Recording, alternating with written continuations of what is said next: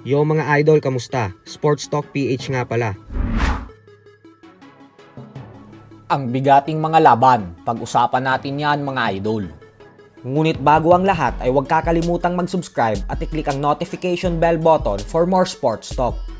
So nagkaharap na nga po kanina ang pambato ng Emperor Promotions na si former WBA Junior Welterweight Champion Pitbull Isaac Cruz at ang current WBA Super Featherweight Champion Lamont Roach Jr. sa ginanap na final press conference para sa kanilang bigating laban na nakatakdang ganapin ngayong linggo. Bagamat po si Roach ang umakyat ng dalawang dibisyon para sa laban na ito, ay hindi po ito natitinag kay Pitbull at bagkus umaapo ang kumpiyansa nito na siya ang magtatagumpay sa laban nang dahil sa ipinakita niyang performance sa huling laban niya kontra kay Gervonta Tank Davis na siyang nauwi sa tabla ng resulta. Banat ni Roach na madaling laban lang daw para sa kanya si Pitbull kasi napakadali lang umanong basahin ang fighting style nito, lalo pat hindi naman daw ito nagbabato ng mga jab. Kaya ngayon palang umano ay pinaplano niya ng labanan ang current undefeated WBC lightweight champion Shakur Stevenson pagkatapos niyang talunin si Pitbull sa linggo.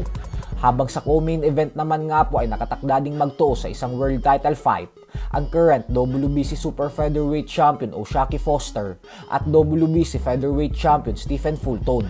Naging mainit ang dalawa sa face-off kanina kung saan nagkasagutan pa ito. Pero napakalaking laban po talaga nito para kay Fulton dahil kapag nagtagumpay siya dito ay magiging isang ganap na 3-division champion na siya. Bukod dyan ay kailangan din nating mga Pinoy boxing fans na bantayan ang laban na ito.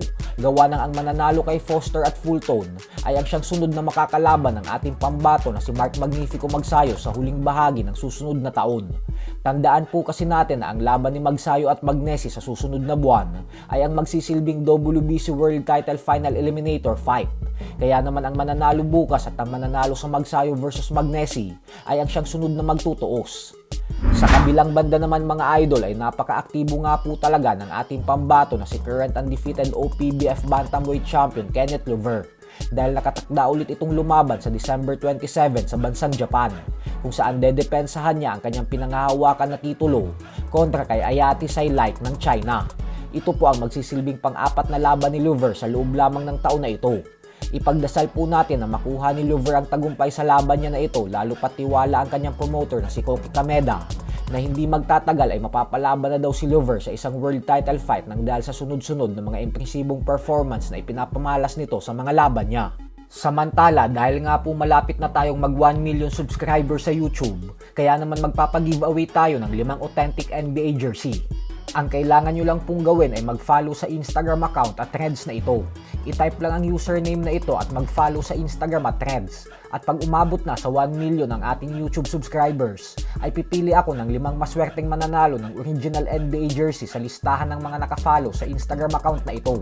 Paalala lang po na dapat parehong nakafollow sa Instagram at Threads para manalo.